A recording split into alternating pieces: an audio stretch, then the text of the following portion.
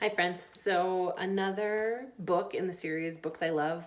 It's usually about tough topics that I'm picking books, and it's the books that I've been sharing are authors that I know. So this book was written by Kristi Sainchuk. She is a friend of mine in Edmonton, and she wrote Loose Threads, Weaving Life Back Together After Cancer. So this book just came out recently. I had posted about it in my stories, and she's done a really good job. It took me a while to get into it. I don't have cancer. But I think this book would be really helpful for anybody who has been diagnosed with cancer, particularly women, I'd have to say. Though it would be good for men, but I definitely find that this would be a really good book for women. But I also think this would be a good book for caregivers or family members of somebody that's been diagnosed with cancer. So she openly talks about her story of being diagnosed with breast cancer. She talks about everything from the diagnosis to how she managed her kids and what that was like, what her relationship with her husband was like, therapy, finding a support network, chemo, radiation, mastectomy. She then gets into how helpful art therapy was for her and how she found weaving to be a way to tell her story and let out her emotions when she didn't think she would have an outlet like that. It's really honest. It's really raw. There's a couple things that I want to seriously point out that stood out for me, I guess.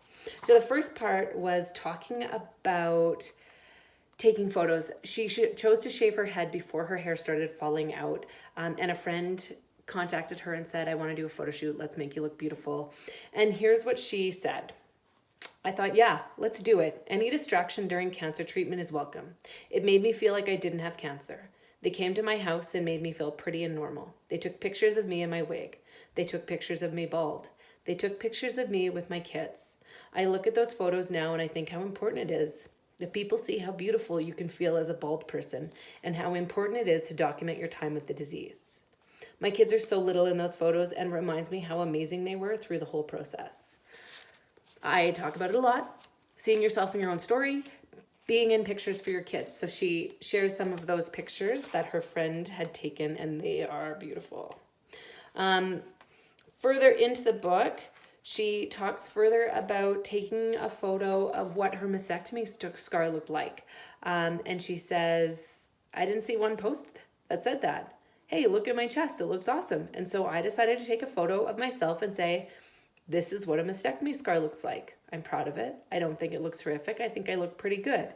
Don't be scared, was basically what I wanted to say, and it's not the worst thing that can happen to you. I had a really pretty nightgown on. It was very cathartic. The reason that I did it and why I'm telling this story is for the women who can't even talk about their experience with breast cancer. I feel I need to be that voice for those women. Again, she includes the picture. I've been writing on the books. Sorry, Kristi. She wrote to me on the book. You are forever woven into my life story, and hickory sticks are the best. Yeah, it was really amazing reading this because there was a lot of points in it that stood out for me that I feel the same way. Even though Kane's medical journey is not my journey, it's my caregiver journey. There's so many things that really stood out. Something that she talks about over and over, and actually she includes with her husband's perspective, so she brought in different people to collaborate. So he's telling what it was like for him being married to somebody with breast cancer and what that was like. But they both talk about how if they were to redo this, that seeking support and talking about it would have been really important. They also both talk about, I have to find it, this idea of the ring theory. So I'm going to show you that. And the aggrieved or the afflicted is the inside, and the idea that you can dump comfort in, but anything that is freaking you out, you would need to take it to a further out ring.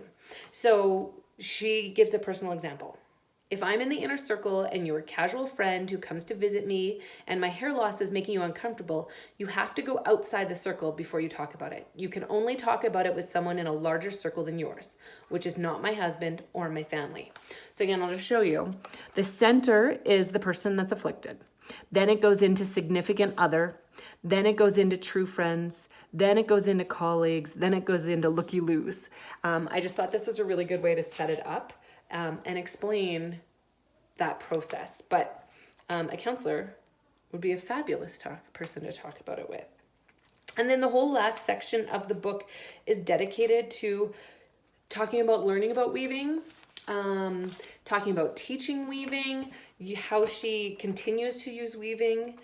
I actually am still finishing the book. I'm sure there's even more amazing things right at the end, but I had a chance to do some videos while my kids are busy with grandma, so I took it. But you guys, a really good read, not just for people experiencing cancer. Go pick it up.